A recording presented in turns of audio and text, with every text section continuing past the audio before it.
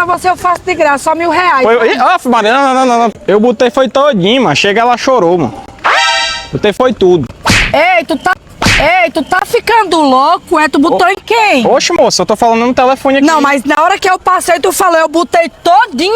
Mas eu botei todinho, mas não foi com a senhora, não. Eu tô falando no telefone, tá falando com a minha tia aqui. Tu tem certeza? Eu tenho. Tem que aprender a respeitar as pessoas, principalmente quando as pessoas for passando. É porque a minha avó tá doendo dos olhos, a senhora tá entendendo tudo errado. A minha avó tá doendo dos olhos, eu levei ela no médico e o doutor passou um colírio, onde eu tinha que pingar 3 gotinhas nos olhos dela. E eu acabei colocando tudo, eu vou ter que levar a bichinha lá de novo.